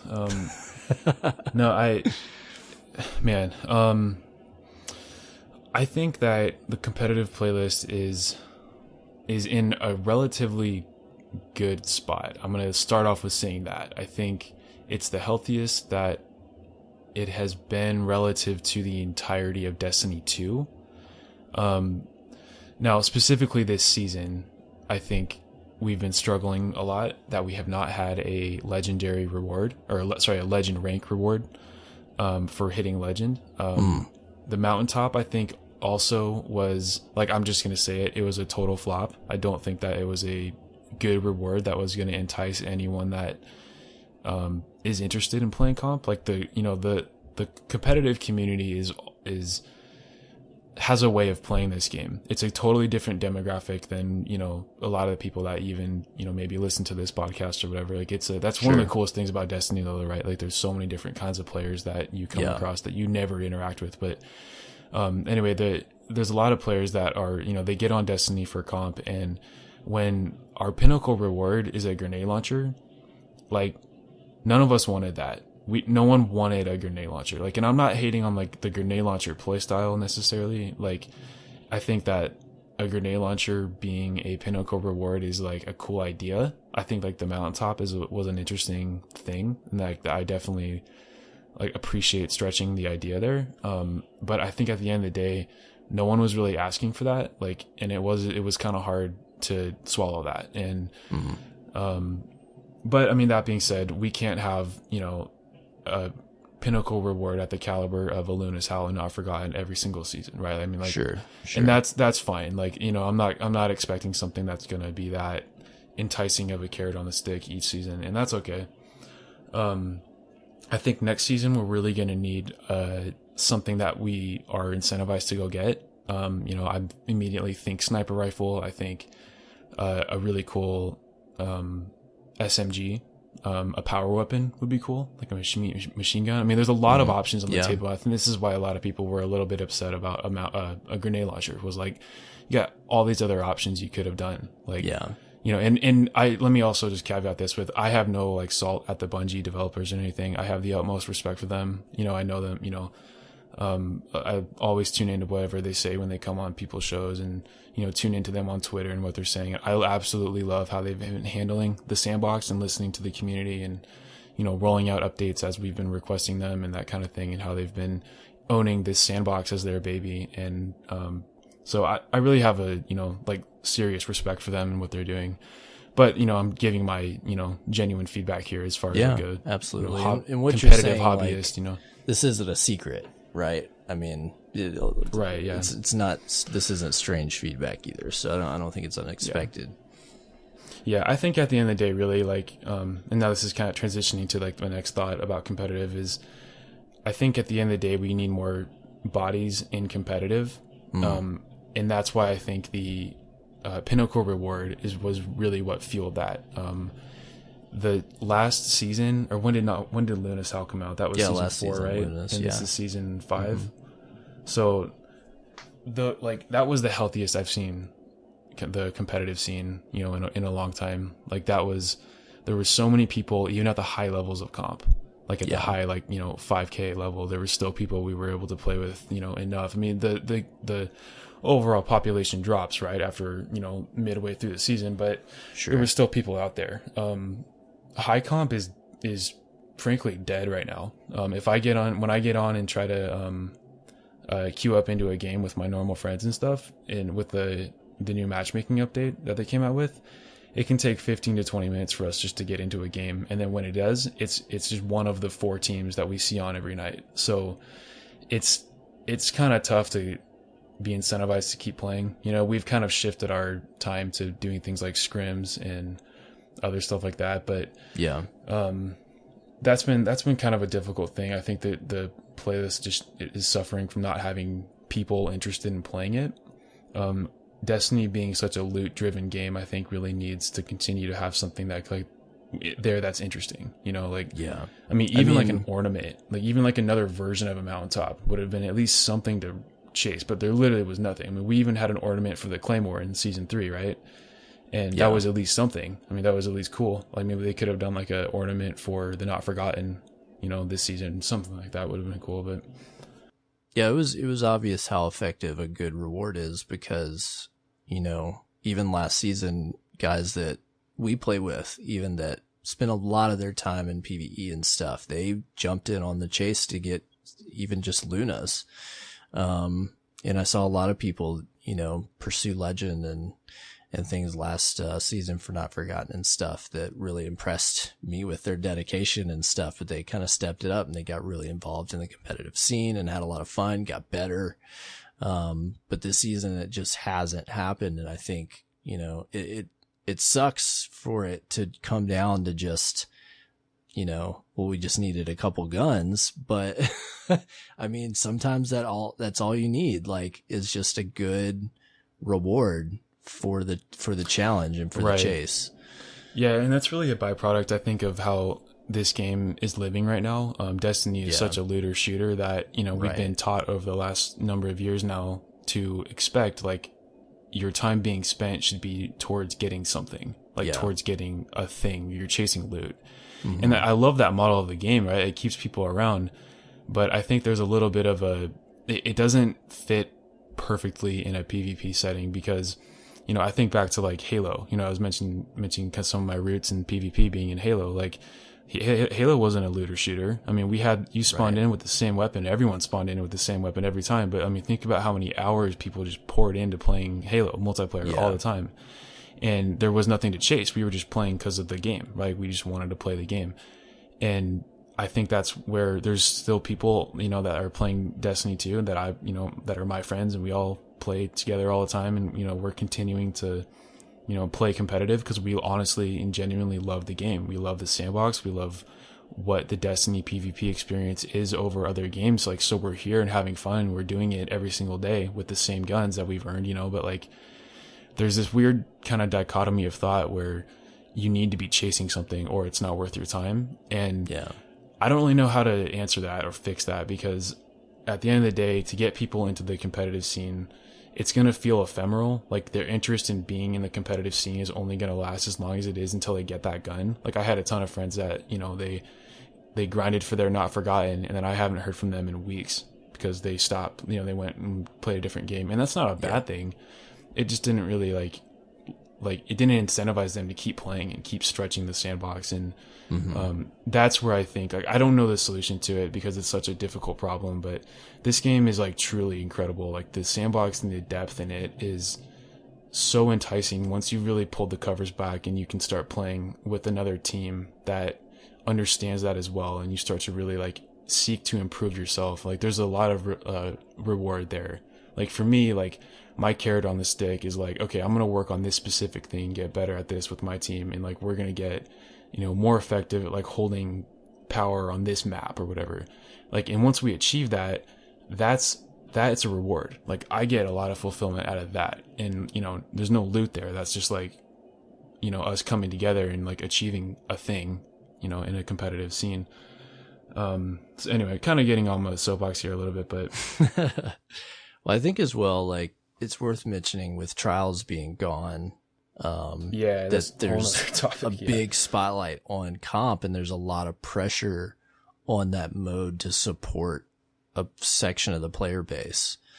And like you mentioned, like, there's a lot of competition in this space of FPS, like competitive play, right? I mean, Destiny's not the only kid on the block. There's a lot of other games that can offer cool experiences, right? I mean, there's the Halo, there's COD, there's, even Battlefield, and there's all these different games that you can play to get a competitive experience. But Destiny is unique in that the players that play PvP are also interested in the looter shooter, right? They can love an FPS shooter, but they come to Destiny because they like the looter shooter aspect. So you have to honor like both sides of the agreement there, so to speak, right? Like, okay, you're going to get an awesome sandbox, but you're also going to have a cool chase all the time. That's why you're here. And so when one side of that starts to fall apart, that's when you see people, all right, well, I'm also enjoy COD. I'll go play that some, or, I'll do this, I'll do that. So the population suffers, and there's no Trials as well to, keep the loot flowing and keep the fun and the engagement going on the weekends and stuff. So it's I'm kind really of a different place. I'm really looking forward to see what they do about Trials. That's a whole nother topic there that I'm sure we don't have the time for right now, but I hope to see it back sooner than later. There's a lot of people here I think that want to see it back. I'm really hoping that Bungie doesn't let PvP kind of wither, if that makes sense. Like, that might sound a little harsh, but the signs we've been getting have been less and less like devotion to keeping the playlist like healthy. I mean, the mountaintop maybe was kind of the, you know, like a sinking feeling right there, with that being like the direction we were going with. But like the last word was a breath of fresh air, you know? Sure. So yeah. We'll see. I mean, I just want to continue to see the game, you know, championing both sides of PvE and PvP, because there is no other game like Destiny. Like Destiny remains as the, I mean, there's all the buzz right now, you know, right, with Anthem and how it's like going to be a competitor, you know, with Destiny, but it doesn't have PvP. So like Destiny remains the only, you know, game of its genre really. So I want to continue to see it, you know, improved and cared for and all that stuff. But, you know, until then, we're just kind of enjoying the things we got in front of us. And Last Word is awesome. I'm really enjoying this right now and looking forward to getting that Unbroken Seal next season. That's kind of been my carrot on the stick. I unfortunately didn't do it in season 3 because the ornament for the Claymore wasn't exactly worth it to me. And I didn't quite have the roster of people to do it with, but we had no idea there would be a cool seal, you know, a cool title. I guess that's what I got my eyes on now. You know, my eyes will be on Unbroken next season, and then we'll go from there. But you know, until then, I'm enjoying the competitive playlist and the PvP side of the game in general with the Crucible, and getting to experience you know, getting better with my friends, and that's a really rewarding time. You know, we have a lot of fun doing that. So we'll see where they take it. I think if there's any kind of feedback I've got about opinions about the Crucible, you know, that a lot of us have, is I hope that we're heard. I hope that the PvP demographic in this game is heard by Bungie.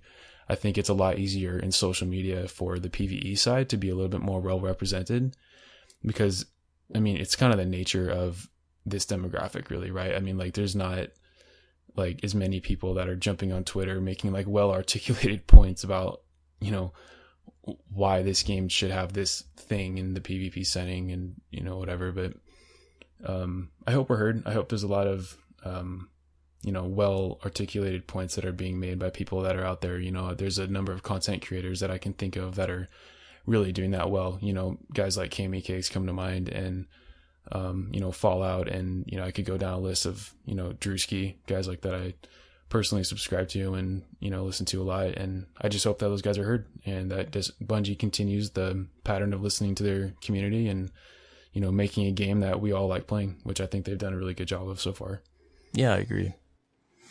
Well, awesome, man. I appreciate your feedback and stuff and your thoughts on all that. It's you know, I like to try to, we like to try to make sure that we represent, you know, different parts of the community, because we're just, you know, two hosts on the show that just see certain parts of it and are interested in certain things. So that's why I was excited to have you on to kind of talk about what you're interested in and, you know, what the state of the game is right now, especially when it comes to the PvP scene and stuff. So appreciate your thoughts on that.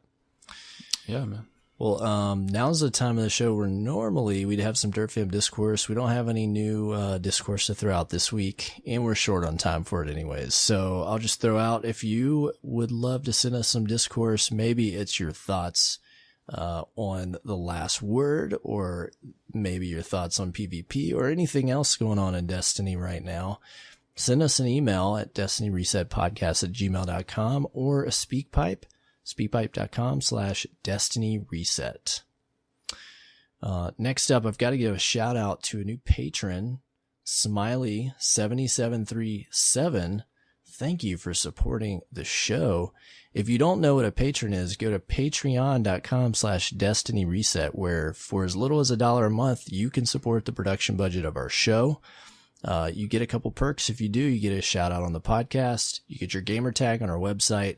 And finally, you get an invitation to our Discord channel just for Dirt Fam patrons and supporters. As always, thank you to all of our patrons that month after month continue to support the show. It makes a huge difference for us, and we appreciate it very much. Well, Jump, where can people find you if they want to talk with you or go check out your content?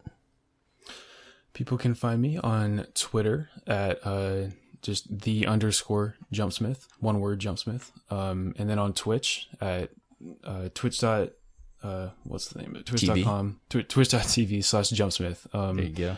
Still trying to find the regular cadence of like when I'll be streaming, and that kind of thing. But It's usually on the evenings and stuff, right? Yeah, usually evening kind of hours, and then throughout the weekend. But yeah, man, I love any of you guys would stop by and hang out, and I love like chatting with my chat as I'm playing and, you know, doing commentary or whatever I'm doing. So please do come by and hang out, and just trying to make it an entertaining time. So come tell me how I can use the last word better. Absolutely. Well, you can find me at CyborgSasquatch on Twitter. You can find AER0KNIGHT at, it used to be the AER0KNIGHT. I think it's just now it's at AER0KNIGHT on Twitter with a 0. And then you can find us at Destiny Reset on Twitter, on the web at www.destinyresetpodcast.com. Like we mentioned at the top of the show, if you want to join the community that we lovingly call the Derp Fam, we've got a Discord server, and you can join that by going to discord.gg/DestinyReset. Come on and hang out. It's a welcoming place, no strings attached. You can just come and meet other Destiny players of all shapes and sizes.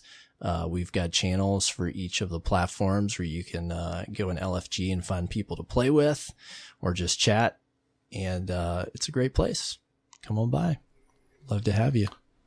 I mean, you can find me in that Discord as well. Like we were saying earlier, I'm one of the Dirt Fam ambassadors. So if you can come by, man, just go ahead and throw me an @ in one of the channels. And especially if you're on Xbox, hit me up and we can see if we can get some games in. There you go. Finally, if you're listening on Apple Podcasts, thank you for your reviews. We've got a new one from Joel S. Taylor. Thank you for that Apple Podcast review. If you're listening on that platform, and you've never left us a review, please do. Gets us seen and heard by more listeners just like you. All right, man. I think we can call it a show. Thanks for coming on again. Yeah, appreciate it. Both the Cyborg and Arrow. Appreciate you guys having me on here. It was a lot of fun to come on here and have a platform to talk a little bit. And yeah, appreciate what you guys do and love your guys' content. It's been a pleasure listening to you guys every week. So I'm excited to be a part of it now. Thank you, man. All right, Guardians, until next reset, have fun playing Destiny 2 and take care, Guardians.